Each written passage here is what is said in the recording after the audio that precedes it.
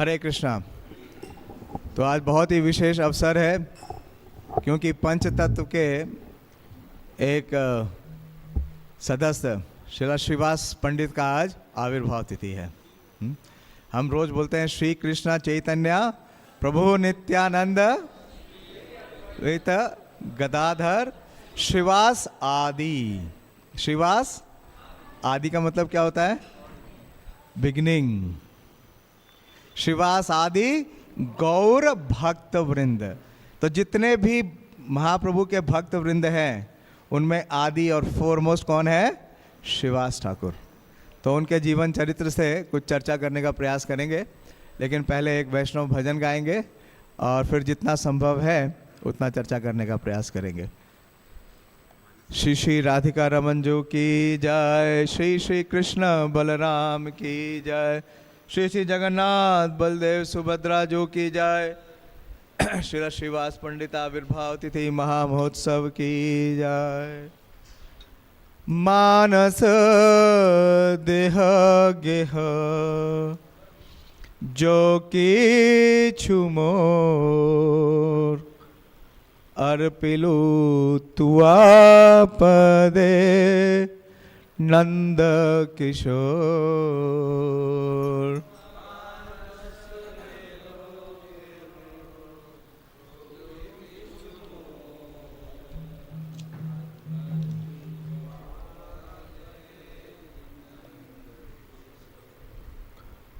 संपदे विपदे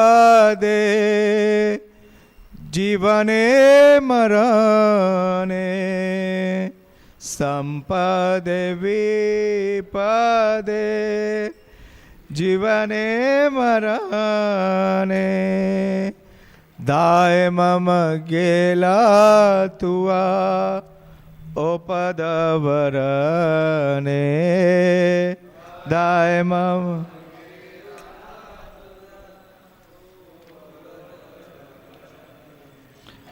मारो बिराखो भी जो इच्छा तो हार,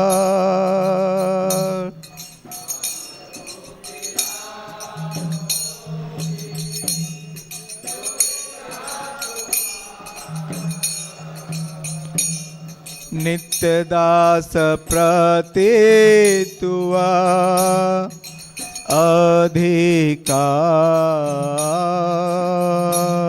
नित्य।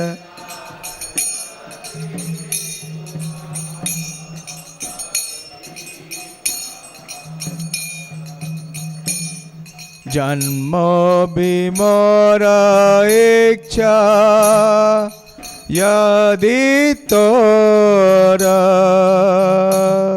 जन्मो भी मोर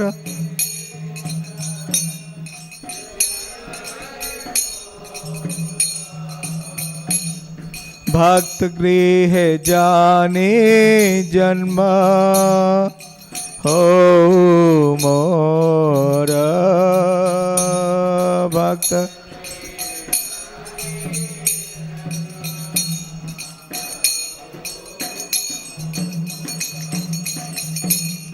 कीट जन्म हो यथा तू दासा कीट,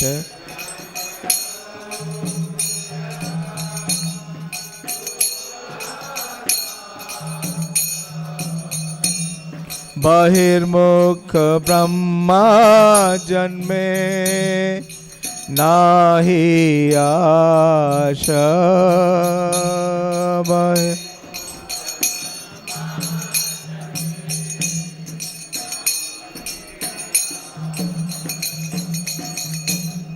भुक्ति मुक्ति स्पृहा विहीन जे भक्ता, भुक्ति मुक्ति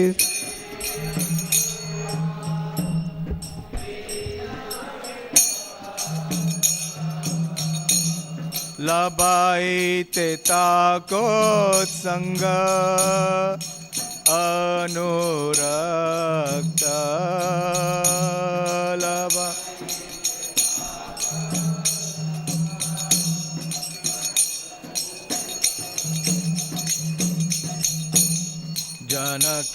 जननी दैत्यतनय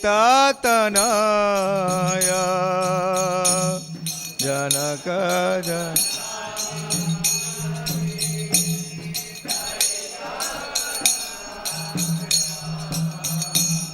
प्रभु गुरुपति तु सर्वमया प्रभु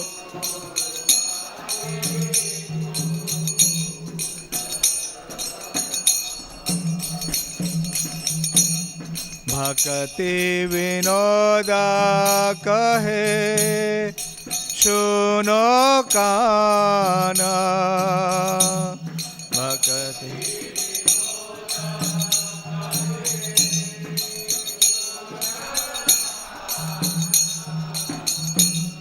राधानाथ तू अमर पराना राधा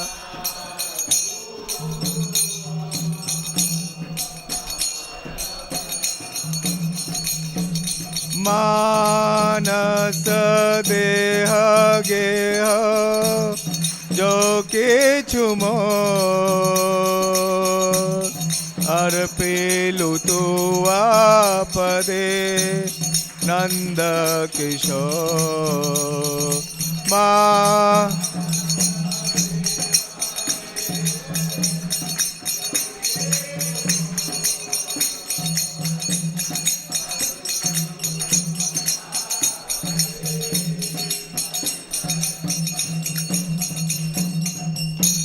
जय ओम विष्णुपाद परमहंस परिवाजकाचार्य अष्टोत्तर षट श्रीमद कृष्ण कृपा श्रीमूर्ति अभय चरणारविंद भक्ति वेदांत स्वामी शिल प्रभुपाद की जय।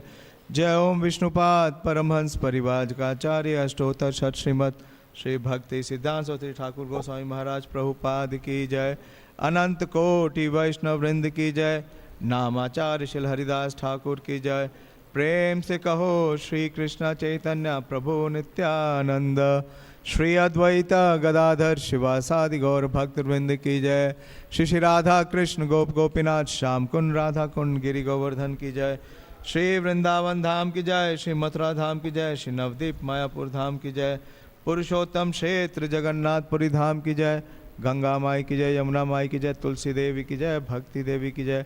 उपस्थित सभी भक्त वृंद की जय। निताय गौर Premanandi. All glories to the assembled devotees, all glories to the assembled devotees, all glories to Sri Guru and Gauranga। क्योंकि आज शिला श्रीवास पंडित जी का आविर्भाव तिथि महोत्सव है, उनके बारे में बहुत ही विस्तार से विवरण है चैतन्य भागवत में और चैतन्य चरितामृत में भी, लेकिन समय की सीमा है। और जो ये कैरेक्टर है, जो पात्र है श्री श्रीवास पंडित का, ये इतना विशेष है कि महाप्रभु ने अपनी सारी प्रमुख नवद्वीप की लीलाएं उन्हीं के घर में की, उन्हीं के स्थान में की। तो देखते हैं कितना हम वर्णन कर पाएंगे।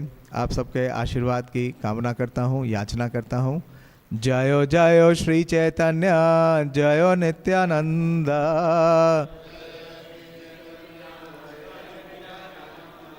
जय अद्वैत चंद्र जय गौर भक्त वृंदा जय जय श्री चैतन्य जय नित्यानंद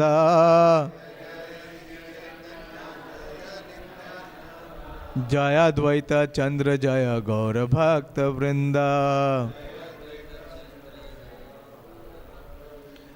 जय जय श्री चैतन्य जय नित्यानंद जय अद्वैत चंद्र जय गौर भक्त वृंदा। श्रीला वृंदावन दास ठाकुर बोलते हैं कि बोली बो श्रीवासेरा उदार चरित्रा यहाँ रचरण धूलि संसार पवित्र।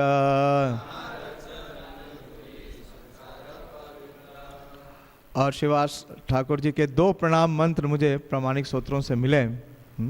मैं आपके समक्ष प्रस्तुत करता हूँ, वहीं से शुरुआत करूँगा। इतना विशेष चरित्र है कि वृंदावन दास ठाकुर बोल रहे हैं कि उनके चरित्र का वर्णन करने से या उनकी चरण की धूलि का एक कण भी प्राप्त होने से क्या होता है? व्यक्ति पवित्र नहीं होगा, क्या होगा? पूरा संसार, पूरा ब्रह्मांड पवित्र होगा।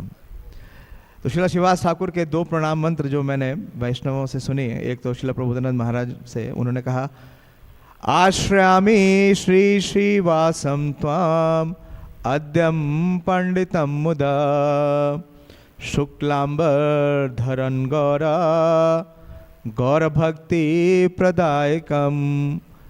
तो मैं किसका आश्रय लेता हूँ? आश्रयामि श्री श्रीवासम तम, श्रील श्रीवास ठाकुर का मैं आश्रय लेता हूँ। क्यों? क्योंकि वो कौन है? त्वाम आद्यम पंडितम मुदा।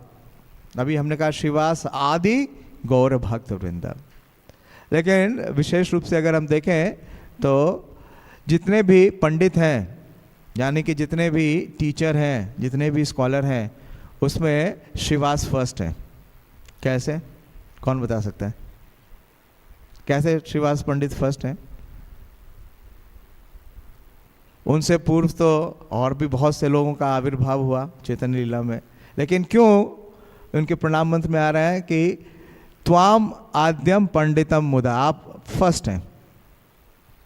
क्योंकि वास्तव में जितने भी टीचर हैं, उन टीचरों के प्रमुख कौन है? इस आसन को क्या बोलते हैं? व्यास आसन। तो टीचर का मतलब क्या है? जो व्यास देव को रिप्रेजेंट करते हैं। और व्यास देव को शिक्षा किसने दी? नारद मुनि। तो श्रीवास कौन है? नारद मुनि। इसलिए वो क्या है? आद्यम पंडितम मुदा, वो फर्स्ट टीचर हैं, जिन्होंने, जो टीचरों के टीचर हैं, उनको टीचिंग दी, यानी व्यासदेव को टीचिंग दी। और फिर लेकिन देखिए नारद मुनि तो क्या है? नारद मुनि तो सन्यासी हैं और क्या करते हैं? सबको ब्रह्मचारी बना देते हैं। आपने भागवतम में पढ़ा ना, दक्ष के कितने पुत्र थे? हाँ, कई हजार, 10,000 से ज़्यादा पुत्र थे। हाँ, उनको एक बार में एक बैच प्रोसेस करते हैं। देखिए कितने पावरफुल प्रीचर हैं एक साथ 10,000 ब्रह्मचारी बनाते हैं। मेरे ख्याल से ये रिकॉर्ड कभी तक टूटा नहीं है। टूटा क्या?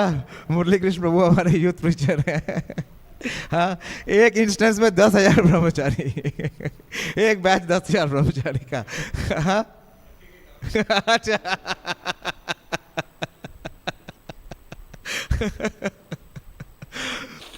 लेकिन वो ब्रह्मचारी का या सन्यासी का रोल नहीं ले रहे हैं। तो क्या कर रहे हैं? शुक्लांबर धरा। वो क्या पहन रहे हैं? शुक्लांबर का मतलब है श्वेत वस्त्र पहन रहे हैं। श्वेत वस्त्र कौन पहनता है? अभी यहाँ पे बैठे हुए हैं ना, कुछ पीले हैं। कई बार बाहर से भक्त आते हैं, वो पूछते हैं ये भाई ड्रेस कोड बताओ आपके यहाँ क्या है हाँ, कुछ हमें वाइट दिखते हैं, कुछ रेड दिखते हैं, और कुछ नॉन वाइट और नॉन रेड भी दिखते हैं ये क्या है? ये ड्रेस कोड क्या है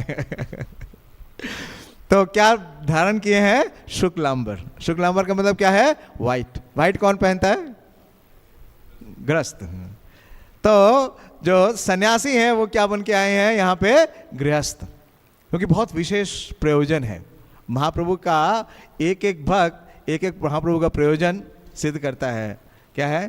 कि हरिदास द्वारा नाम महात्म प्रकाश, सनातन द्वारा भक्ति सिद्धांत विलास, श्री रूप द्वारा ब्रज भक्ति विलास। तो इस प्रकार से हर एक अलग परिकर से अलग अलग कार्य कराते हैं महाप्रभु। तो श्रीवास पंडित से भी एक बहुत विशेष कार्य है, जिसके बारे में स्वयं महाप्रभु डिक्लेयर करते हैं श्रीवास ठाकुर के स्थान पे, कि आपके चरित्र से जितने गृहस्थ हैं उनको ये शिक्षा लेनी चाहिए कि भक्ति किस प्रकार से करनी चाहिए। वो प्रयोजन सिद्ध किया नारद मुनि ने चैतन्य लीला में श्रीवास बन करके। तो वो क्या करते हैं? शुक्लांबर धर और गौर भक्ति प्रदायकम। जो नारद मुनि के पास किसकी शक्ति है? वो किसके शक्तिवेश अवतार हैं? भक्ति शक्ति के। तो इस अवतार में वो क्या प्रदान कर रहे हैं? गौर भक्ति प्रदायकम। और श्रीवास पंडितम नौमी गौरंग प्रिय पार्षदम, यस्य कृपा लवनापि गौरंग जायते रति। तो अगर श्रीवास पंडित के प्रति अगर उनकी जरा भी कृपा हमें मिले, यस्य कृपा लवन अपि, लवन समझते हैं ना, लव मात्र, हाँ, लव मात्र साधु संग सर्व सिद्धि हो। तो वो सिद्धि क्या है? गौरंग जायते रति, चैतन्य महाप्रभु के प्रति क्या हो जाएगा? रति। हम क्या कहते हैं, हाँ,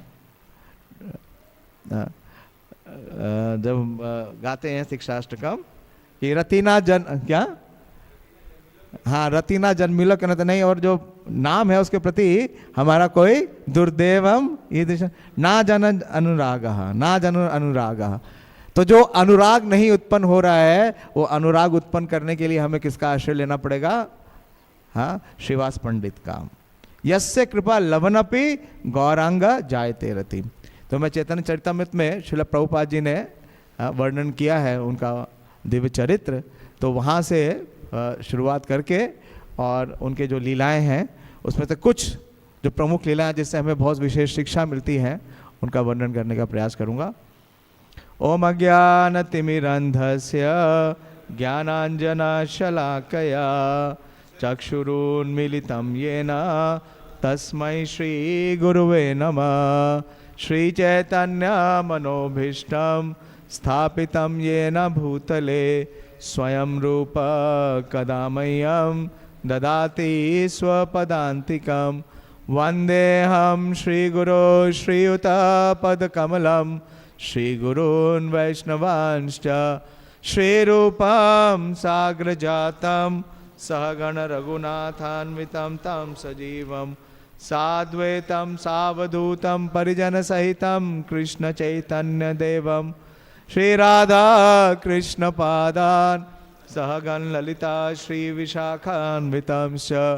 हे कृष्णा करुणा सिंधु दीनबंधु जगतपते गोपेश गोपिका कांत राधा कांत नमोस्तुते। ताप्त कांचन गौरांगी राधे वृंदावनेश्वरी वृषभानुसुते देवी प्रणमामि हरिप्रिये। वाञ्छाकल्पतरुभ्यश्च कृपा सिन्धुभ्येव च पतितानां पावनेभ्यो वैष्णवेभ्यो नमो नमः। जय श्री कृष्ण चैतन्य प्रभु नित्यानंद श्री अद्वैत गदाधर शिवासादि गौर भक्त वृंद। हरे कृष्णा कृष्णा कृष्णा हरे हरे, हरे राम राम राम हरे हरे। नमो विष्णुपादाय कृष्ण प्रेष्ठाय भूतले श्रीमते भक्ति वेदांत स्वामिनिति नामिने।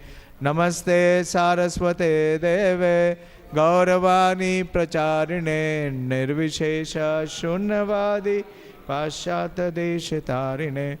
चैतन्य चरितामृत आदि लीला अध्याय 10, अध्याय का नाम है चैतन्य वृक्ष के स्कंद शाखाएं तथा उपशाखाएं। जानते हैं जब भी किसी वैष्णव का आविर्भाव या तिरुभाव होता है तो हम उनका गुणगान कहाँ से करते हैं? इसी चैप्टर से करते हैं।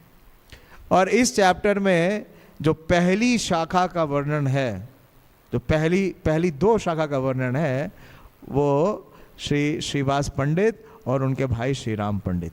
यहीं से चैतन्य वृक्ष का शुरुआत है। ये प्यार संख्या 8 है। आप देख सकते हैं, दोहराएंगे नहीं क्योंकि समय बहुत कम है और बहुत ही विशेष प्रसंग है। इतने विशेष प्रसंग हैं श्री श्रीवास पंडित के जीवन से कि बहुत अद्भुत। रुक्मिणी कृष्ण प्रभु बोलते हैं कि जब भी हम महाप्रभु के पार्षदों के बारे में सुनते हैं तो हमें 2 आई होते हैं। अभी तो आई करते रहते हैं ना वो आई क्या है? वो इम्पोर्टेंट आई है। पहला है इंस्पिरेशन और दूसरा है इंस्ट्रक्शंस। श्रीवास पंडित और श्री राम पंडित दुई भाई दुई शाखा जगत विदित। आप दिखा सकते हैं बोर्ड पे, दोहराएंगे नहीं। श्रीवास पंडित तथा श्री राम पंडित, इन दोनों भाइयों से 2 शाखाएं प्रारंभ हुई। फर्स्ट, सबसे पहले जो चैतन्य महाप्रभु का वृक्ष है उसमें श्रीवास पंडित और उनके भ्राता श्री राम पंडित, जो संसार में सर्वविदित हैं। गौड़ गणोदर्श दीपिका श्लोक 90 में श्रीवास पंडित श्रीवास ठाकुर को नारद मुनि और उनके छोटे भाई श्री राम पंडित को नारद मुनि के घनिष्ठ मित्र पर्वत मुनि का अवतार बनाया गया है। तो यानी कि नारद मुनि ही अवतरित नहीं हुए, उनके साथ और कौन अवतरित हो रहे हैं? पर्वत मुनि, जो उनके घनिष्ठ मित्र हैं। तो दो भाई के रूप में, कौन से दो भाई? श्रीवास पंडित और श्री राम पंडित। श्रीवास पंडित की पत्नी मालिनी को कृष्ण की धाय अंबिका का अवतार माना जाता है। तो ये केवल दो मेंबर नहीं है, हाँ, उनके साथ जो श्रीवास पंडित की भार्या हैं, कौन है? मालिनी देवी। वो मालिनी देवी का कृष्ण लीला में क्या स्वरूप है? वो अंबिका है, अंबिका है ना, अंबिका और किलिम्बिका। किलिम्बिका भी आएंगी अभी। तो अंबिका कौन है? कृष्ण की धाय है। धाय का मतलब समझते हैं ना, जो बच्चे को रखती है और बच्चे को अपना स्तनपान भी कराती है। अब तो वो सिस्टम खत्म हो गया, अब तो मदर ही नहीं कराती है तो धाय का तो कोई सवाल ही नहीं उठता। लेकिन कृष्ण के समय में था, कृष्ण लीला के समय में ये अवसर था। तो जिन्होंने भगवान श्री कृष्ण को अपने स्तनों से दूध पिलाया था, और जैसा कि पहले बताया जा चुका है, श्री चैतन्य भागवत के लेखक ठाकुर वृंदावन दास की माता नारायणी जो श्रीवास पंडित की भतीजी है। तो देखिए परिवार, देखिए, हाँ, इस परिवार में जो एक एक मेंबर्स हैं उनकी कृष्ण लीला में भूमिका देखिए। तो जो श्रीवास पंडित हैं उनकी भतीजी हैं कौन? सुन रहे हैं आप लोग? हाँ, नारायणी देवी। और नारायणी देवी कौन है? वो माता है किनकी? श्रील वृंदावन दास ठाकुर की। और वृंदावन दास ठाकुर कौन है? व्यास है, व्यास है। तो व्यास भी उपस्थित है और नारद भी उपस्थित है। केवल व्यास देव और नारद मुनि ही नहीं है, उनके साथ पर्वत मुनि भी हैं और अंबिका और किलिम्बिका भी हैं। तो श्री चैतन्य भागवत के लेखक ठाकुर वृंदावन दास की माता नारायणी जो श्रीवास पंडित की भतीजी थी, कृष्ण लीला में अंबिका की बहन थी। क्या नाम था उनका? किलिम्बिका। श्री चैतन्य भागवत से पता चलता है महाप्रभु के द्वारा संन्यास ग्रहण करने के बाद श्रीवास पंडित ने विरहावश नवद्वीप छोड़ दिया, क्योंकि जो लीलाएं महाप्रभु ने श्रीवास आंगन में की, यानी श्रीवास जी के घर में की, वो लीलाएं इतनी विशेष थी कि उनका विरह में वो अब नवद्वीप में स्थित नहीं रह सके। जिस प्रकार से कृष्ण ने जब वृंदावन को त्याग दिया तो फिर क्या हुआ? उनके विरह में सारे जितने भी ब्रजवासी हैं कितनी असीम पीड़ा हुई। तो वही पीड़ा का जो व्यवहार है वो श्रीवास पंडित के जीवन में देखते हैं, और वे कुमारहट में रहने लगे। ठीक है, तो यहाँ से कुछ पता चला उनके जीवन के बारे में कि नवद्वीप के समय जब महाप्रभु नवद्वीप लीला कर रहे थे, हाँ, नवद्वीप में महाप्रभु की दो विशेष लीलाएं हैं। कौन कौन सी? विद्यारण्य विलास और संकीर्तन विलास। तो जो संकीर्तन की लीला है वो सबसे विशेष लीला है।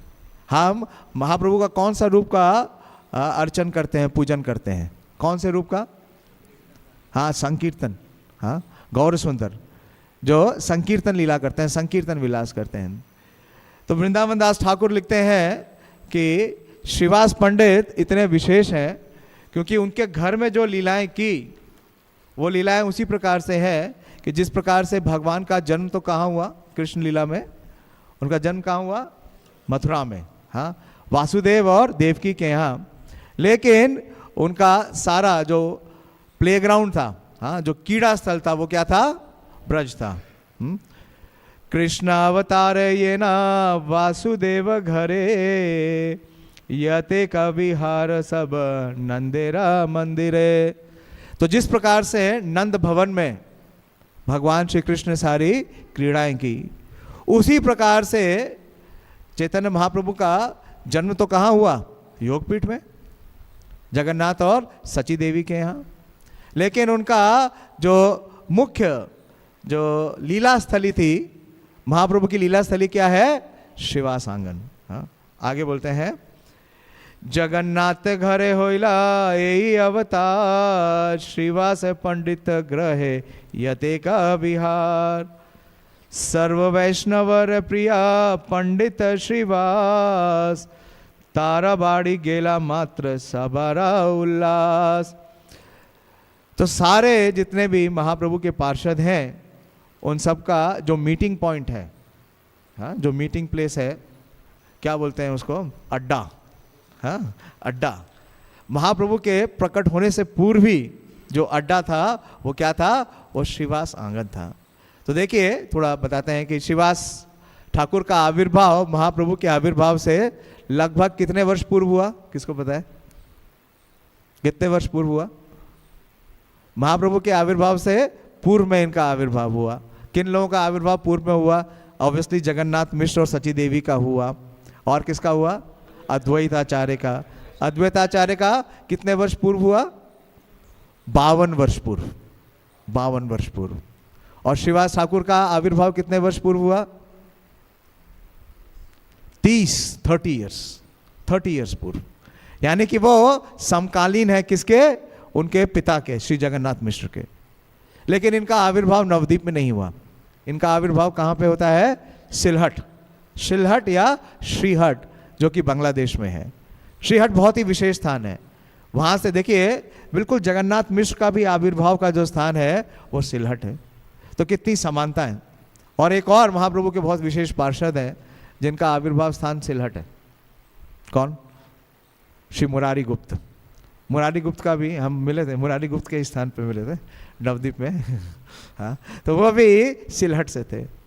और जब केवल 12 वर्ष के थे श्री श्रीवास ठाकुर, तब उनके जो पिता हैं श्री जलधर पंडित, बहुत ही विशेष वैदिक ब्राह्मण है जलधर पंडित। और जिस स्थान पे वो थे सिलहट में, वहाँ को कहा जाता है, उस स्थान को बोला जाता है पंचखांडा। पंचखांडा स्थान है। वहाँ पे जो वैदिक ब्राह्मण थे उन 5 विशेष परिवारों में श्री श्री राधिका रमन जी की जाए, श्री श्री कृष्ण बलराम की जाए, श्री श्री जगन्नाथ बलदेव सुभद्रा जी की जाए। तो वहाँ से उनके 5 पुत्र थे। अभी हमने 2 के बारे में वर्णन किया, कौन कौन थे? श्रीवास और श्री राम। लेकिन जलधर पंडित के 5 पुत्र हैं। सबसे बड़े हैं श्री नलिन पंडित। नलिन पंडित जी का विवाह होता है, लेकिन विवाह के उपरांत ही उनका देहांत हो जाता है। और नलिन जी की जो पुत्री हैं उन्हीं का नाम नारायणी है। वो सबसे बड़े थे, लेकिन वो जीवित नहीं रहे।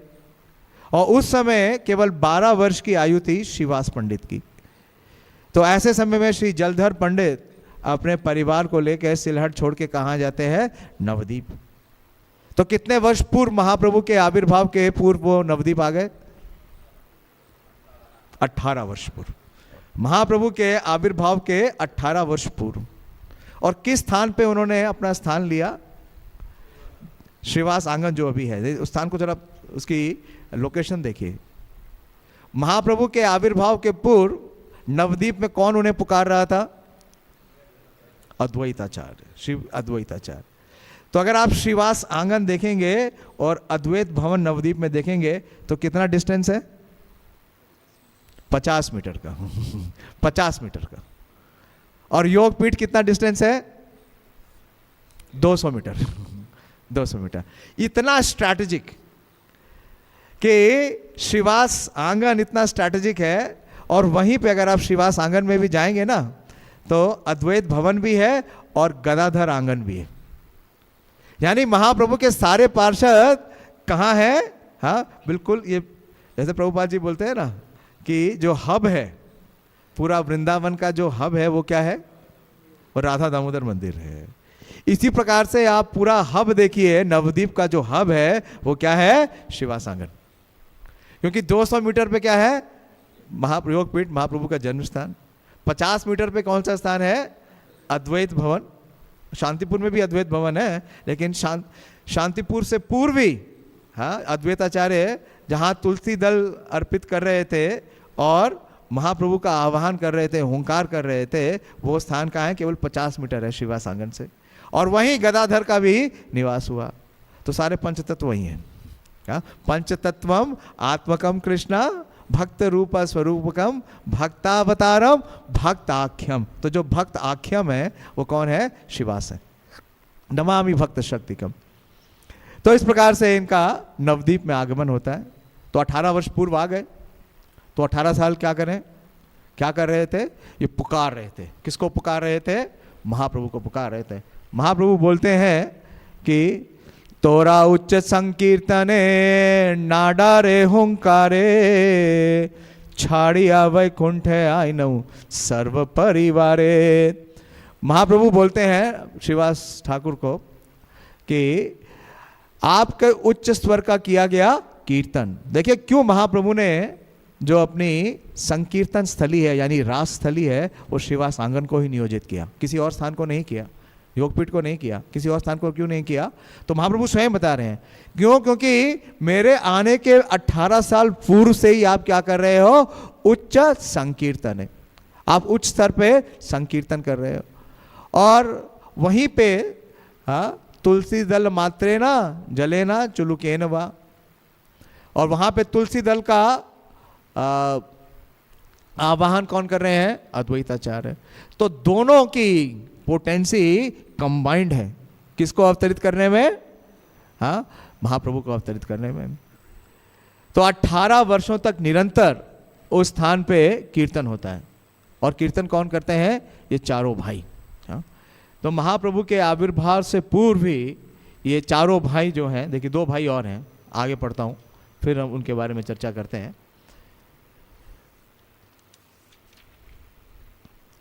तो ये 2 भाई हो गए। जो सबसे बड़े ब्रदर थे नलिन, उनका तो क्या हो गया, ही पास रहे, उनका देहांत हो गया। लेकिन इनके अलावा इनके 2 अनुज और हैं। नेक्स्ट प्यार देख सकते हैं, श्रीपति श्रीनिधि तारा दुई सहोदर चारि भाई दास दासी ग्रह परिकर। इनके अन्य 2 भाइयों का नाम श्रीपति तथा श्रीनिधि है। इन चारों भाइयों और नौकरों तथा नौकरानियों की एक बृहद शाखा माना जाता है। तो ये 4 भाई हो गए। और ये चारों भाई कहाँ आ गए, ये चारों भाई आ गए नवद्वीप। हाँ, तो नवद्वीप में ये चारों उपस्थित हैं महाप्रभु के आविर्भाव के पूर्व ही। हाँ, कितने वर्ष पूर्व, 18 वर्ष पूर्व। और क्या करते हैं, ये जो कार्य करते हैं उसके बारे में वर्णन किया है श्रील वृंदावन दास ठाकुर ने। बोलते हैं सर्वकाल चारि भाई गाए कृष्ण नाम त्रिकाल करे कृष्ण पूजा गंगा स्नान। तो इन भाइयों का, इन चारों भाइयों का क्या कार्य था कि त्रिकाल करते हैं ना, ध्यायांस्तु वंश यशस त्रिसंध्या। त्रिसंध्या क्या होती है, मॉर्निंग, आफ्टरनून और इवनिंग। तो 4 भाई गाए कृष्ण नाम। तो तीनों संध्या में उच्च स्तर में क्या करते हैं, नाम संकीर्तन करते हैं। हरे कृष्णा कृष्णा कृष्णा हरे हरे, हरे राम राम राम हरे हरे। तो ना सिर्फ नाम संकीर्तन करते हैं, कृष्ण पूजा, कृष्ण की अर्चन और वंदन करते हैं। और तीनों समय गंगा स्नान भी करते हैं। यानी वास्तव में क्या है, कुलीन ब्राह्मण है। ब्राह्मण का सबसे प्रमुख गुण क्या है कि ही इज वेरी क्लीन। हाँ, तो 3 बार गंगा स्नान करते हैं। और उनका जो आंगन है, आपने देखा है उसमें बहुत गार्डन्स हैं। मुझे तो कई वर्षों से सौभाग्य मिल रहा है, मैं श्रीवास आंगन में ही रह रहा हूँ, मेरी रेसिडेंसी वहीं है, बड़ी कृपा है। समाओ स्थान है, कोई बहुत विकसित नहीं है लेकिन बहुत विशेष है। तो वहाँ पे कई गार्डन्स हैं, आप देखेंगे ना साइड में, जब आप अद्वैत भवन की तरफ जाएंगे तो गार्डन है। महाराज जो वहाँ पे हैं वसंत गिरी महाराज, उन्होंने बहुत सुंदर उसको बहुत अच्छा डेवलप कर दिया है। आप सोचिए जिस समय श्रीवास ठाकुर थे उस समय वो कितना डेवलप था। और उनके उस गार्डन में एक बहुत विशेष वृक्ष भी था। एक ऐसा वृक्ष था जिसमें रोज इतने फूल होते थे, क्योंकि सारे वैष्णव उस स्थान पे आते थे, क्योंकि नवद्वीप में वही स्थान था जहां अद्वैताचार्य श्रीमद् भागवतम की कक्षाएं देते थे। तो सारे वैष्णव कहाँ आते थे, अद्वैताचार्य को सुनने के लिए। और वहीं पे नाम संकीर्तन भी होता था। और सारे वैष्णवों को अपनी पूजा अर्चना करने के लिए क्या चाहिए, सुंदर पुष्प चाहिए। तो पुष्प को प्राप्त करने का भी जो स्थान था वो क्या है, वो श्रीवास आंगन है। बहुत सुंदर प्यार है। एक कुंड गाछा छे श्रीवास मंदिरे, कुंड कुंड रूपे किबा कल्प तरु अवतारे। तो ये जो वृक्ष है ये साधारण वृक्ष नहीं था, कहने को तो कुंडा का वृक्ष था, अब तो सुना नहीं, कुंडा का वृक्ष सुना या कुंडा के फल पता नहीं क्या है, लेकिन बहुत विशेष। तो ये क्या था, कल्प तरु का अवतार था, कल्प वृक्ष का अवतार था। हाँ, कल्प वृक्ष कौन है, कल्प वृक्ष का मूल कौन है, अभी श्रीपाद माधवेंद्रपुरी का आविर्भाव था। तो जो गोलोक में कल्प वृक्ष है उसके मूल कौन है, श्रीपाद माधवेंद्रपुरी। और माधवेंद्रपुरी क्या देते हैं, कृष्ण प्रेम। कृष्ण प्रेम का जो पहला अंकुर है वो श्रीपाद माधवेंद्रपुरी से प्रज्वलित होता है, स्फुरित होता है। तो वही जो प्रेम अंकुर है उसका जो वृक्ष है उसका रोपण कहाँ पे है, श्रीवास आंगन में। और वहां से कितने फूल प्राप्त होते हैं वैष्णवों को, वो जितना चाहें। कल्प वृक्ष आज जितने सारे फूल आज तोड़ के ले जाते हैं और कल आते हैं तो क्या देखते हैं, वो वृक्ष पूरा सा भर गया है। हाँ, तो ऐसा विशेष स्थान है। और यहाँ दिन रात संकीर्तन होता है। तो जब संकीर्तन होता है, जहाँ भी संकीर्तन होता है तो वहाँ पे क्या होता है, बड़ा विरोध भी होता है, विरोध होता है। क्योंकि नवद्वीप की जो स्थिति थी उस समय, जैसा वर्णन किया जाता है शास्त्रों में, नवद्वीप सबसे प्रमुख विद्या का स्थान था, काशी से भी ऊपर था उस समय। क्योंकि काशी के भी जो ब्राह्मण है, काशी के भी ब्राह्मण और कांची के भी ब्राह्मण, वो अध्ययन करने के लिए कहाँ आते थे, नवद्वीप आते थे। तो वहाँ पे जो वैदिक विधि विधान है, रिचुअल्स, उसका बहुत ज़्यादा प्रभाव था। तो जो ब्राह्मण थे वो सब क्या थे, स्मार्त थे, वैष्णव नहीं थे। और बंगाल में आप जानते हैं कि ज़्यादातर जो फॉलोअर्स हैं वो क्या है, वो सब शाक्त हैं, देवी की उपासना करते हैं, शक्ति की उपासना करते हैं। हाँ, शक्तिमान की उपासना नहीं करते, शक्ति की उपासना करते हैं, या शैव है।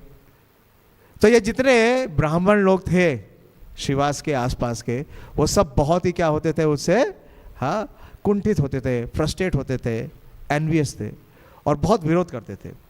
लेकिन ये लगातार निरंतर कीर्तन करते थे और इन्हें कई बार डराने का प्रयास भी करते थे। तो आप लीला देखें, आप श्रीवास आंगन आप में से कितने लोग गए हैं? हाँ, सब लोग नहीं गए हैं। दो भी नवद्वीप जाएगा तो श्रीवास आंगन, योगपीठ और श्रीवास आंगन जाना तो अनिवार्य है।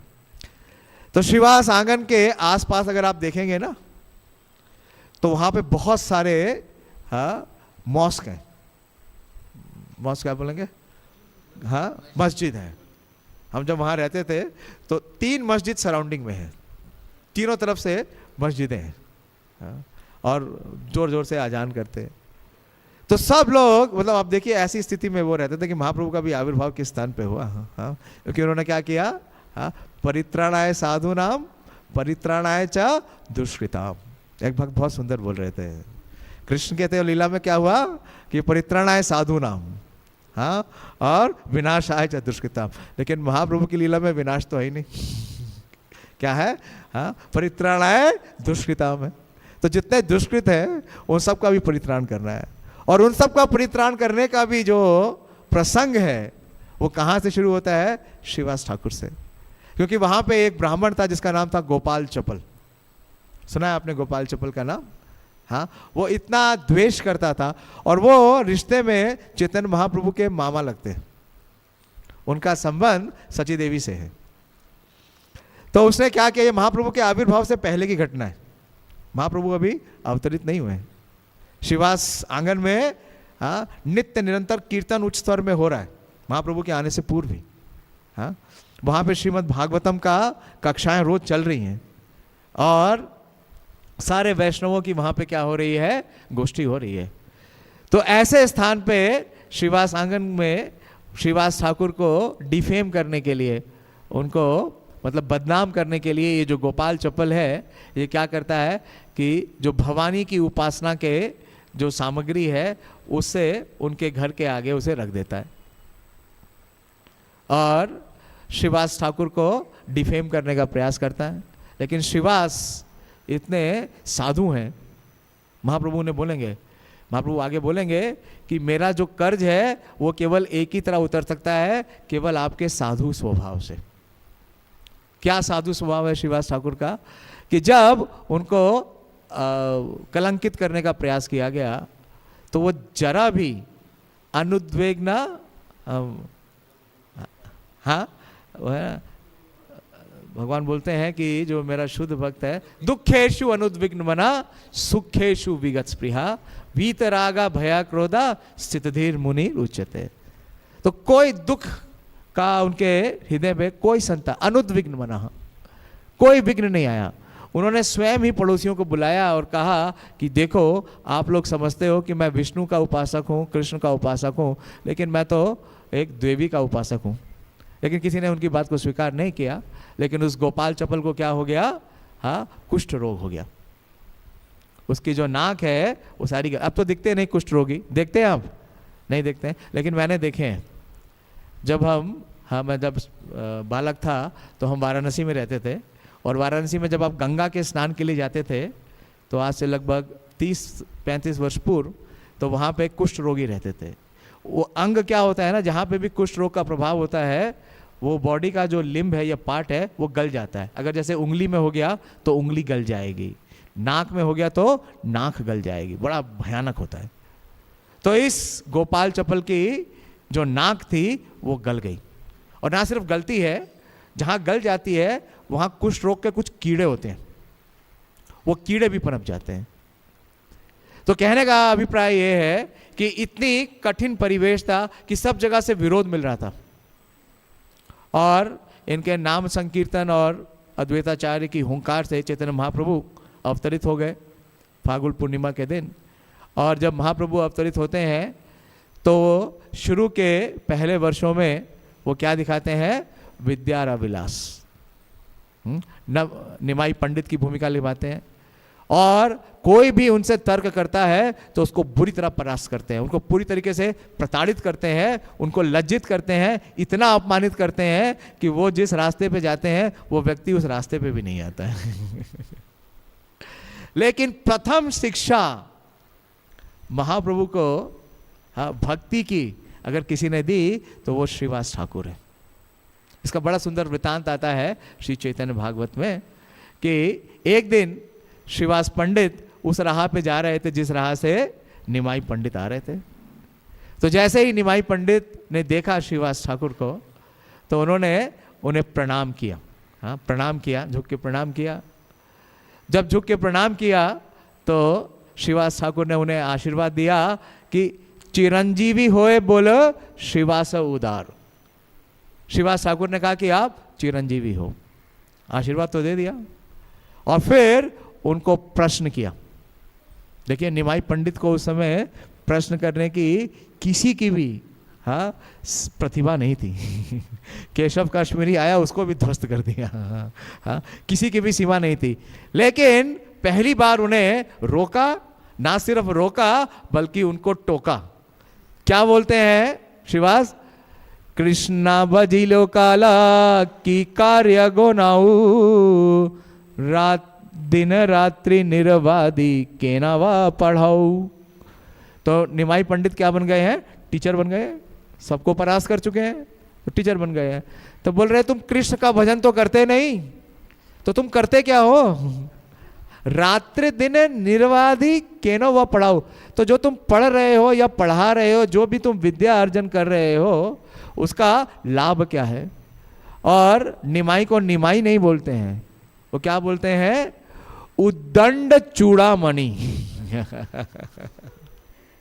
जैसे कृष्ण और अर्जुन का संवाद होता है ना भगवत गीता में, तो कहाँ से शुरू होता है, भगवान क्या बोलते हैं, सबसे पहले भगवान मुख खोलते हैं तो अर्जुन को क्या बोलते हैं, दूसरे अध्याय के दूसरे श्लोक में, कुतस्त्वा कश्मलम इदम विषमे समुपस्थितम अनार्यजुष्टम अस्वर्गम अकीर्तिकरम अर्जुना। और क्या बोलते हैं, क्लेब्यम आस्मा गमा पार्था। अर्जुन को बोलते हैं तुम नपुंसक हो। हाँ, यहाँ क्या बोल रहे हैं श्रीवास, उद्दंड चूड़ामणि। अरे सब तुमको पंडित बोलते हैं, तुम पंडित कुछ नहीं हो, तुम क्या हो, उद्दंड हो। लेकिन देखिए चमत्कार कि निमाई पंडित जैसे रिएक्शन करते हैं वैसा कोई रिएक्शन नहीं हुआ। हाँ, वो बोलते हैं ओ बेस्ट ऑफ एरोगेंट। भक्ति सिद्धांत सरस्वती ठाकुर लिखते हैं इसकी टीका में, वाई वेस्ट टाइम, तुम अपना जीवन क्यों बर्बाद कर रहे हो? तुम दिन रात ये जड़ विद्या का प्रचार कर रहे हो। वास्तव में जो विद्या है, विद्या का अर्थ क्या है? भगवान की सेवा करना। अगर आप 9वां अध्याय पढ़ेंगे भगवत गीता में, तो प्रभुपाद जी लिखते हैं 9वें अध्याय का शीर्षक क्या है? परम गुह्य ज्ञान, मोस्ट कॉन्फिडेंशियल नॉलेज। तो प्रभुपाद जी लिखते हैं कि मोस्ट कॉन्फिडेंशियल नॉलेज कल्मिनेट्स इन डिवोशनल सर्विस। तो अगर किसी को परम गुह्य ज्ञान प्राप्त हो चुका है तो कैसे पता चलेगा? उसके व्यवहार से। उसके व्यवहार में क्या होगा? भक्तिमय प्रेममय सेवा। तो ये पहली शिक्षा चैतन्य महाप्रभु को किसने दी? श्रीवास ठाकुर ने। और श्रीवास ठाकुर के इस आदेश का जरा भी विरोध नहीं किया निमाई ने। वो क्या बोलते हैं? तोमार कृपाया से होई बे निश्चित। बोलते हैं क्योंकि आपने ये इच्छा जाहिर की है और आपने मुझे आशीर्वाद दिया है, तो निश्चित रूप से मैं क्या कर सकूंगा? मैं भक्ति कर सकूंगा। तो जो भक्ति का इस चैतन्य लीला में बीज है, वो किसने प्रदान किया है? श्रीवास ठाकुर ने। हाँ, तो ये इतना विशेष चरित्र है। और फिर हम देखते हैं कि श्री जगन्नाथ मिश्र का अंतकाल हो जाता है, वो गोलोक चले जाते हैं और निमाई कहाँ जाते हैं? गया। और गया से वापस होके परिवर्तित आते हैं। तो जब निमाई गया से होके वापस आते हैं, परिवर्तित आते हैं, तो क्या हो गया? वो निमाई पंडित का भेष समाप्त हो गया और वो क्या बन गए? एक शुद्ध भक्त। और कौन सा भाव आने लगा उनके हृदय में? हाँ, राधा भाव द्युति सुवलितम। विरह का जो भाव है उसका वो प्रकाश करने लगे। तो उस विरह भाव का जो सबसे पहले प्रकाश है, उसके लिए जिन लोगों को आमंत्रित किया चैतन्य महाप्रभु ने, उनमें श्रीवास ठाकुर है। केवल 4 लोगों को आमंत्रित किया। हाँ, मैं बताऊंगा नहीं, पढ़िए आप लोग, आप पढ़िए उसका वर्णन। हाँ, चैतन्य भागवत में भी है और चैतन्य चरितामृत में भी है। तो शुक्लांबर ब्रह्मचारी के जो निवास है, वहाँ पे उन्होंने अपने उस प्रेम के जो भाव का प्रकाश किया, अपने माध्यम से जो प्रेम का भाव का प्रकाश किया, विरहा भाव का। हाँ, उसका जो फर्स्ट विटनेस है वो कौन है? श्रीवास पंडित। तो इस प्रकार से श्रील श्रीवास पंडित की बहुत ही विशेष भूमिका है। और इस भाव का जो प्रकाश किया महाप्रभु ने, कौन सा भाव है ये? साधारण भाव नहीं है। कौन सा भाव है? जो गोपियों का भाव है। और गोपियों में भी जो सबसे विशेष श्रीमती राधा रानी का भाव है। और राधा रानी के भाव में भी सबसे विशेष कौन सा भाव है? हाँ, मदनाख्य भाव। उस भाव को केवल 3 ही लोग जानते हैं। कौन कौन जानते हैं? स्वयं श्रीमती राधा रानी, कृष्ण नहीं जानते। दूसरा कौन जानते हैं? चैतन्य महाप्रभु, जो प्रदर्शित करेंगे। और तीसरे हैं श्रीपाद माधवेंद्रपुरी। तो श्रीवास आंगन का स्थान उन्होंने नियोजित किया, जहां वो उस महाभाव का प्रकाश करेंगे। और वो महाभाव का प्रकाश कैसे करते हैं? अपने संकीर्तन लीला से, संकीर्तन से। ए माता निज घरे श्री सचिनंदन, निर्वादी निशि दिन करे ना कीर्तन। तबे प्रभु श्रीवासेरा घरे निरंतर, रात्रि संकीर्तन कैला 1 संवत्सर। तो पूरी रात चैतन्य महाप्रभु संवत्सर, संवत्सर का मतलब होता है साल, पूरे साल, हाँ, हर दिन प्रति रात चैतन्य महाप्रभु संकीर्तन करते थे। कहाँ पे? क्लोज डोर्स में। और वो स्थान क्या है? श्रीवास आंगन। और जब वो संकीर्तन करते थे तो इनविटेशन नहीं था, लोगों को एंट्री नहीं थी। हाँ, क्यों? क्योंकि संकीर्तन में कोई विघ्न ना डाल दे। महाप्रभु का जो भाव का प्रकाश है उसमें कोई बाधा ना पड़े, इसलिए everyone was not allowed. Everyone क्या? बहुत थोड़े से लोग, बहुत कम लोग वहाँ पे एंट्री मिलती थी। तो वहाँ पे कई बार कई लोगों ने जाने का प्रयास किया, लेकिन महाप्रभु ने किसी को अनुमति नहीं दी। अब देखिए, एक दिन श्रीवास ठाकुर की सास बोलती हैं, हाँ, मदर इन लॉ अगर कोई डिज़ायर करे तो सन इन लॉ क्या मना कर सकता है? हाँ, जो गृहस्थ भक्त हैं उनसे पूछे क्या क्या स्थिति होती है। हाँ, अगर मदर इन लॉ बोले, छोटा था, बोले कि आप मुझे मंदिर ले चलो, तो क्या आप कभी मना करोगे? नहीं कर सकते हो? नहीं कर सकते हो। तो महाप्रभु संकीर्तन कर रहे हैं श्रीवास ठाकुर के स्थान में, और उनकी सास बोल रही है कि आप मुझे दर्शन करा दो। तो श्रीवास ठाकुर ने क्या किया, एक टोकरी में छुपा के उनको रखा। लेकिन जैसे ही महाप्रभु ने कीर्तन आरंभ किया तो महाप्रभु बोल रहे हैं कि आज मुझे आनंद की अनुभव नहीं हो रहा है, तो आप क्या करो कि यहां पे कोई ना कोई ऐसा व्यक्ति है जिसे नहीं होना चाहिए। तो वो व्यक्ति कौन था? श्रीवास ठाकुर की सास। महाप्रभु ने उसे भी निकाल दिया। तो महाप्रभु के संकीर्तन में किसी भी प्रकार का विघ्न बाधा नहीं आए। हाँ, इसका पूरा दायित्व श्रीवास ठाकुर लेते थे। और एक दिन क्या हुआ कि जब महाप्रभु का कीर्तन होना आरंभ होना ही था, उसके थोड़े ही समय पूर्व तो 4 भाई के बारे में वर्णन किया। कौन कौन है? चारों भाई का नाम याद हो गया? श्रीवास, श्रीराम, श्रीपति और श्रीनिधि। हाँ, इन चारों भाइयों के बीच में केवल एक ही पुत्र का वर्णन आता है कि श्रीवास ठाकुर के एक पुत्र थे। तो श्रीवास ठाकुर के पुत्र का क्या हो गया? अकस्मात देहांत हो गया, निधन हो गया। और महाप्रभु रात्रि में कीर्तन कर रहे हैं। तो जब वो कीर्तन कर रहे हैं और देहांत हो गया, तो घर वाले क्या करने लगे? जितनी माताएं हैं, और छोटा परिवार तो है नहीं, 4 तो भाई हैं। हाँ, तो 4 भाई का 4 परिवार हो गया। तो सब लोग अंदर घर में क्रंदन करने लगे। तो जब वो क्रंदन करने लगे तो महाप्रभु को लगा कि कुछ घटित हुआ है, तो उनको आनंद नहीं आया। तो पता करने पे पता चला कि जो श्रीवास के पुत्र हैं उनका अंत हो गया है। लेकिन जब श्रीवास ठाकुर ने सुना कि उनके पुत्र का देहांत हो गया है, तो वो अंदर गए अपने इनर चैम्बर में। आप देखते हैं ना, आज की तरह घर नहीं होता है कि पहले स्त्रियां अंदर दूसरे कक्ष में रहते थे और पुरुष बाहर के कक्ष में रहते थे। तो श्रीवास आंगन काफी बड़ा है। अभी हम रहते हैं वहां पे ना, तुम देखा है श्रीवास आंगन उतना छोटा नहीं है जितना हम समझते हैं, देखते हैं। काफी स्थान है, काफी बड़ा है। वो पूरा कोर्टयार्ड अद्वैत भवन और गदाधर भवन के साथ काफी बड़ा स्थान है। तो अंदर जब वो गए तो उनकी पत्नी ने बताया कि आपके एकमात्र पुत्र का क्या हो गया? अंतकाल हो गया। और वो रोने लगी।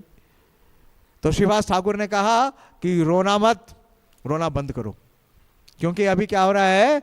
महाप्रभु का कीर्तन हो रहा है। बोली अगर तुम रोए या तुम्हारे रोदन की आवाज आई तो अभी तो तुमने पुत्र खोया है, नहीं तो तुम अपने पति को खो दोगी। मैं अभी जाके गंगा में समाधि ले लूंगा। इतना कड़ा उनका डिसिप्लिन और संदेश। खैर महाप्रभु तो अंतर्यामी है, उनसे कोई चीज छुप सकती है? संभव नहीं है। तो जब महाप्रभु को पता चला कि श्रीवास के पुत्र का अंत हो गया है, तो महाप्रभु ने कहा कि तुमने मुझे बताया क्यों नहीं? तो बहुत विशेष शिक्षाएं हैं, समय बहुत कम है, लेकिन मैं उस शिक्षाओं को लेना चाहता हूं जो चैतन्य भागवत में लिखी गई हैं। तो महाप्रभु बहुत प्रसन्न हुए श्रीवास ठाकुर से और उन्हें बोलते हैं, देखिए क्या सेनापति जो महाप्रभु की जो लीला है, महाप्रभु के प्राकट के समय सेनापति कौन थे और महाप्रभु के अप्रकट के समय सेनापति कौन है? अप्रकट के समय तो हम जानते हैं सेनापति कौन है, हाँ, शिला प्रभुपाद। लेकिन प्रकट के समय कौन है? ये बहुत सुंदर वृतांत चैतन्य भागवत में है। उसमें बोल रहे हैं, भक्त गणेश सेनापति श्रीवास पंडित जगते घुषा को तमी तुम्हारा चरित्र। महाप्रभु बोलते हैं श्रीवास पंडित को कि मेरे भक्तों के सेनापति कौन है? श्रीवास पंडित। और आपका जो यश है, हाँ, एबे यश घोषु त्रिभुवन जगते घोषिको आजी तुम्हारा चरित्र। प्रपंच कर रक्षिणी माया रबड़न तुम्हारा निहि कबू दिवखंडा गजाना। बोलते हैं कि मैं आज डिक्लेयर करता हूं कि आपके निकट माया का जो प्रभाव है वो कभी भी नहीं आएगा। धन जन देह गेहा आमार अर्पिया आमार सेवाय सुख अच्छा सुख होया। हम लोग गाते तो है, मानस देह गेह जो कुछ मोर अर्पिलु तुआ पदे नंद किशोर। हाँ, हमारी कोई भी चीज प्रॉपर्टी जिससे हमें प्रेम है, अगर कोई मांग ले तो पता चलेगा कितना अर्पिल है। लेकिन इन चारों भाइयों में भी एक ही पुत्र था, और उस पुत्र को उन्होंने क्या किया, महाप्रभु के कार्य के लिए समर्पित कर दिया। जब प्रभुपाद जी प्रचार करना शुरू किए तो वो भारतीयों के घर में जाते थे और बोलते थे कि आपके 4 बेटे हैं, 4 बेटों में से एक बेटा मुझे दे दो, मैं उसको भक्त बनाऊंगा और उसके द्वारा पूरे विश्व में प्रचार करूंगा। किसी एक भी परिवार ने दिया? अभी गुरु महाराज संडे को क्लास ले रहे थे राधा पारसारथी में, गुरु महाराज क्या कह रहे थे, महाराज कह रहे थे कि अभी तो भक्त भी अपने बच्चे नहीं देने को तैयार है लेकिन श्रीवास ठाकुर तो बोल रहे हैं कि धन जन देह गेहा आमार अर्पिया आमार सेवाए सुख आछा सुख होया, कि आपके लिए सबसे बड़ा सुख क्या है? मेरा सुख। ममल, और आगे क्या बोलते हैं, ममलीला पुष्टि लागी तोमार संसार सिखाई कुग्रस्त जन तोमार आचार, कि मम लीला पुष्टि लागी तोमार संसार। तुमने जो संसार है, तुम्हारा जो संसार है, संसार क्या है? हाँ, देह गेह, हाँ, ये धन यौवन पुत्र परिजन, ये सब कुछ किस लिए है? आमार लीला पुष्टि लागी, मेरी जो लीलाएं हैं, जो मेरा संकीर्तन विलास है, उसको करने के लिए। Your family life nourishes my pass time. और क्या बोलते हैं महाप्रभु, बहुत विशेष बात बोलते हैं, सिखाई को ग्रस्त जन तोमारे आचार, let all house holders learn from your behaviour. तो ये है श्रीला श्रीवास ठाकुर का शिक्षा। आपानी आचारी प्रभु जीवे रहे सिखाए। महाप्रभु ने स्वयं क्या रोल लिया? डिवोटी का। क्या सिखाने के लिए? डिवोशन। और गृहस्थ जीवन में किस प्रकार से जीवन यापन करना चाहिए, इसकी शिक्षा देने के लिए महाप्रभु के जितने भी पार्षद हैं, ज्यादातर कौन से आश्रम में है? नित्यानंद प्रभु कौन से आश्रम में है? गृहस्थ। अद्वैताचार्य कौन से आश्रम में है? महाप्रभु स्वयं कौन से आश्रम में थे? गृहस्थ। और श्रीवास किस आश्रम में है? महाप्रभु के सारे पार्षद देखिए, कितने पार्षद जाते थे नवद्वीप से जगन्नाथपुरी? लगभग 200।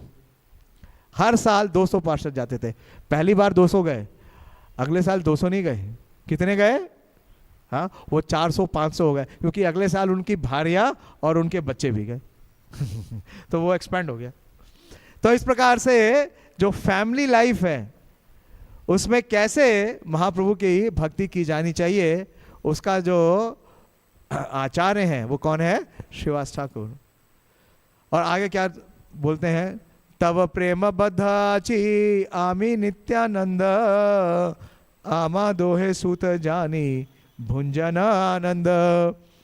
बोल रहे हैं आपने एक पुत्र खोया है, बड़ी शिक्षाएं हैं उसमें, काफ़ी विस्तार से उसमें वार्तालाप है। महाप्रभु उसको बुला लेते हैं और उससे प्रश्न भी करते हैं, लेकिन जो मेन शिक्षा है, महाप्रभु बोलते हैं कि आपके प्रेम से श्रीवास, मैं और नित्यानंद दोनों बांधे गए हैं। आज आपके प्रेम ने उन दोनों को बांध लिया है। तो देखिए, निश्चित रूप से ये नंद का आंगन है, क्योंकि नंद के आंगन में माता यशोदा ने क्या किया? कृष्ण को बांध लिया। हाँ, ओखल बंधन लीला है ना, कृष्ण को कोई बांध सकता है? तो यहां बता रहे हैं, तव प्रेम बद्ध आमी नित्यानंद आमा दोहे सुत जानी भुंजना आनंद। और मैं और नित्यानंद, हम दोनों क्या बन गए हैं? आपके सूत बन गए हैं। सूता का मतलब क्या है? पुत्र बन गए हैं, यानी आप हमारे पिता हो, माता हो, और आप आनंद लो। आगे बोलते हैं, भक्ति ते तुम्हार ऋणी आमी चिर दिने तव साधु भावे तुम्ही शवा मोर ऋण, कि आपकी भक्ति से मैं हमेशा ऋणी रहूंगा। भगवान ने ऐसा किसको कहा? किसको कहा कि मैं हमेशा ऋणी रहूंगा? गोपियों को। क्या है वो श्लोक? पराए हम, क्या है? ना पा रहे हम। तो श्रीवास ठाकुर को बोल रहे हैं कि भक्ति ते तुम्हारा ऋण आमी चिर दिने। और इसका ऋण कौन उतार सकता है? बोले मैं नहीं उतार सकता।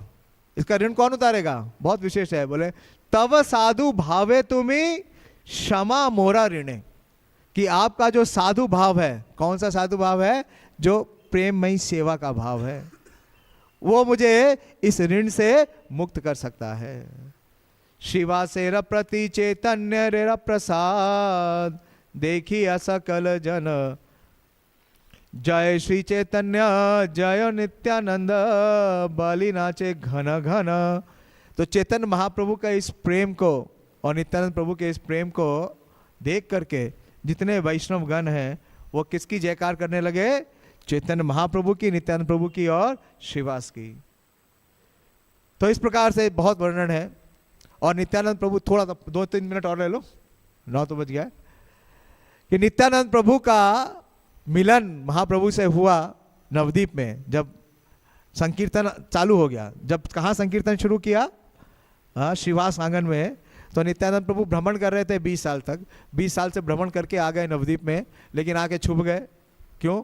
क्योंकि वो भगवान को टेस्ट करना चाहते थे कि वास्तव में ये वही जेई गौरा से ही कृष्णा है या नहीं। तो बोले अगर यही सही कृष्ण है तो मुझे ढूंढ लेंगे। तो आके छुप गए। कहाँ छुपे? नंदन आचार्य के स्थान में। और नंदन आचार्य के स्थान में जैसे ही आ गए तो महाप्रभु ने सबसे पहले किसको भेजा? श्रीवास और हरिदास को, कि बोले जाओ ढूंढ के लाओ। वो घर घर जा रहे हैं, सब जगह पता लगा रहे हैं, लेकिन उन्हें कहीं नित्यानंद प्रभु नहीं मिले। तो महाप्रभु स्वयं अपने पार्षदों को लेकर नंदन आचार्य के स्थान में आते हैं। लेकिन उस मिलन का क्या वर्णन करें? मिलन में क्या होता है? जैसे ही नित्यानंद प्रभु और महाप्रभु का मिलन होता है, नित्यानंद प्रभु अचेत हो जाते हैं, इतनी लंबी मूर्छा में चले जाते हैं, महाप्रभु के कीर्तन करने पे भी वो वापस अपनी चेतना में नहीं आते हैं। तो महाप्रभु श्रीवास को बोलते हैं श्लोका पढ़ी तो भागवत का श्लोक पढ़ो। और कौन सा श्लोक पढ़ते हैं? वरहा पीड़म नटवर, नहीं वरहा पीड़म नहीं है, वरहा पीड़म ही पढ़ते हैं, चैतन्य भागवत में दिया है, उसका वर्णन है। तो वो श्लोक पढ़ते हैं श्रीवास, और ये श्लोक जैसे ही श्रीवास पढ़ते हैं, नित्यानंद प्रभु अपनी मूर्छा से चेतना में आ जाते हैं और श्रीवास ठाकुर के घर में आके ही निवास करते हैं, क्योंकि महाप्रभु का कीर्तन वही होता है। और अवधूत है, तो अवधूत का मतलब क्या है? कि वो पूरी तरीके से बॉडीली कॉन्शियसनेस में नहीं है। भक्तिसिद्धांत महाराज ने कई व्याख्याएं की हैं कि अवधूत कौन है, बड़ी लंबी व्याख्या है। तो उसमें एक व्याख्या ये है कि अवधूत का मतलब क्या है? नित्यानंद प्रभु कितने बड़े हैं महाप्रभु से? 12 वर्ष, 20 वर्ष तक तो उन्होंने भ्रमण किया, जहाँ तक मुझे स्मरण हो सकता है गलत हो। तो 12 वर्ष बड़े हैं। और जब वो घर में रहते थे श्रीवास के, तो अपने हाथ से चावल भी नहीं खाते थे। वो किस भाव में रहते थे? वात्सल्य भाव में। और उनको नालिनी देवी खिलाती थी। और वात्सल्य भाव इतना शुद्ध था कि नालिनी देवी, उनकी एज समझिए, महाप्रभु से 30 वर्ष बड़े हैं श्रीवास, और महाप्रभु से 12 वर्ष ही बड़े हैं नित्यानंद। तो कितने वर्ष बड़े हो गए? 28 वर्ष पिता की उम्र के हो गए ना। तो उनके स्तन से दुग्ध पान करते थे नित्यानंद प्रभु। इतना विशेष भाव, बिल्कुल वात्सल्य भाव। अब देखिए नंद भवन में कृष्ण ही नहीं रहते ना, कृष्ण के साथ और कौन रहते हैं? बलराम भी रहते हैं, वहाँ रोहिणी भी है। तो इस प्रकार से जो श्रीवास आंगन है बहुत विशेष है। और उसके अलावा वहाँ पे महाप्रभु ने पहली बार, महाप्रभु की हम प्रणाम मत कहते हैं, नमो महावदान्याय कृष्णा प्रेम प्रदाय। तो पहली बार किसी को प्रेम प्रदान किया श्रीवास आंगन में, वो भी श्रीवास की जो भतीजी हैं नारायणी को। कृष्ण प्रेम का जो फर्स्ट रेसिपिएंट है वो कौन है? नारायणी देवी, जो कि श्रीवास की भांजी है। और महाप्रभु की जो महाप्रकाश लीला, तो इस प्रकार से जिस प्रकार से भगवान कृष्ण ने अपनी सबसे सुंदर लीलाएं कहाँ पे की? नंद भवन में। उस प्रकार से महाप्रभु ने अपनी सारी लीलाएं कहाँ की? श्रीवास आंगन में। तो बहुत ग्लोरी है। और महाप्रभु जब संन्यास लेके चले गए तो इतना विरह हुआ श्रीवास ठाकुर और उनके परिवार को कि उस विरह को वो सहन नहीं कर सके। उन्होंने नवद्वीप छोड़ दिया और कहाँ चले गए? कुमारहट चले गए। नित्यानंद प्रभु की निष्ठा देख करके एक दिन महाप्रभु ने उनसे प्रश्न किया। महाप्रभु ने कहा कि अरे श्रीवास, तुमने किसको अपने घर में रख रखा है? हाँ, ऐसे अवधूत को घर में रखा हुआ है जिसके उस धर्म का पता नहीं, जिसकी जाति का पता नहीं, जिसके कुल का पता नहीं, और तुम तो बड़े कुलीन हो। हाँ, तुम वैदिक ब्राह्मण परिवार से हो, जलधर पंडित के परिवार से हो, ऐसे व्यक्ति को रखोगे तो तुम्हारी सारी जो ब्राह्मण की जो प्रतिष्ठा है नाश हो जाएगी।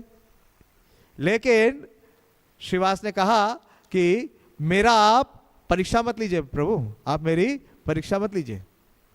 वो बोलते हैं कि यदि नित्यानंद अगर मदिरालय में भी जाएं या अगर वो वैश्यालय में भी जाएं, तो भी मैं कभी ये नहीं बोलूँगा कि नित्यानंद प्रभु क्या है, आपका दूसरा देह है, और मेरी निष्ठा उनके प्रति कभी विचलित नहीं होगी।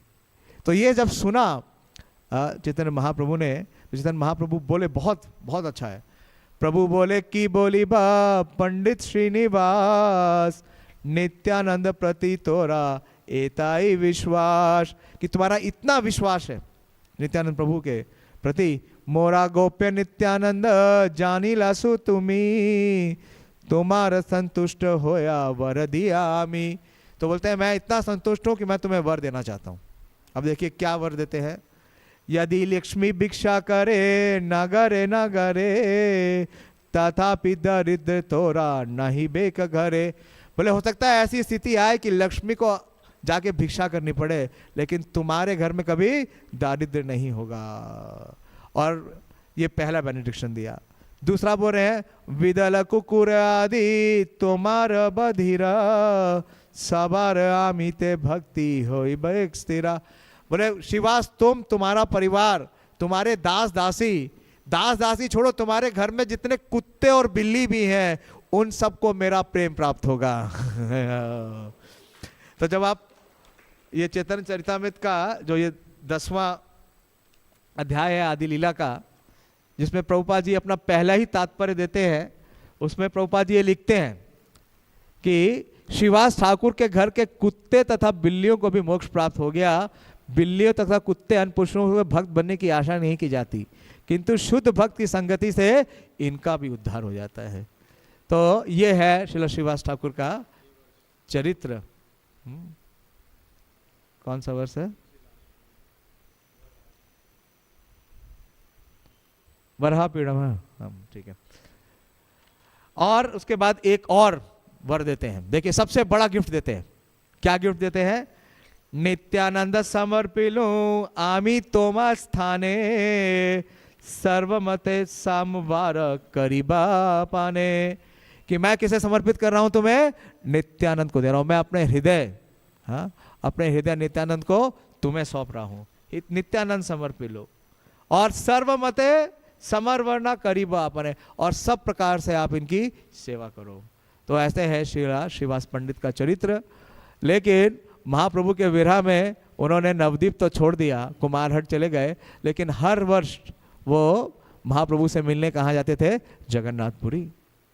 और देखिए दोनों अद्वैत प्रभु और श्रीवास ठाकुर दोनों हालांकि एक और ब्लेसिंग्स देते हैं। जब वो कुमारहट जाते हैं तो महाप्रभु ब्लेसिंग देते हैं कि अद्वैत को और आपको कभी ओल्ड एज नहीं होगी। इसलिए दोनों क्या है? प्रमुख नर्तक है। महाप्रभु की जो 7 टोलियां हैं जगन्नाथपुरी में, उनमें लीड डांसर कौन है? एक में अद्वैत प्रभु हैं और दूसरे में श्रीवास हैं। और जब महाप्रभु नृत्य करते हैं तो प्रताप रुद्र पीछे से देख रहे थे और श्रीवास ठाकुर आगे खड़े हुए थे। तो जो उनका मंत्री है हरिचंदन, वो श्रीवास को थोड़ा साइड कर रहा था ताकि महाराज प्रताप रुद्र देख सके। और श्रीवास ठाकुर को गुस्सा आया और उन्हें उठा के एक चपत लगा दिया। और हरिचंदन कुछ रिएक्ट करता, प्रताप रुद्र सामने आ गए और बोले तुम बड़े ही भाग्यवान हो कि तुम्हें श्रीवास ठाकुर जैसे महाभागवत का प्रसाद मिल गया। ये प्रसाद तो मुझे मिलना चाहिए। तो आज के दिन हम श्री श्रीवास ठाकुर से यही प्रार्थना करें कि जिस प्रकार से उन्होंने अपना पूरा मानस देह गेह जय कुछ मोर अर्पिलु तुआ पदे नंद किशोर, तो ये भावना हमारे हृदय में आए और हम भी उनके दिए गए पदचिन्हों पे भक्ति करने का प्रयास करें श्रील प्रभुपाद जी द्वारा, और जिस प्रकार से श्रील गुरुदेव ने हमें दी है। श्रील श्रीवास ठाकुर आविर्भाव तिथि महामहोत्सव की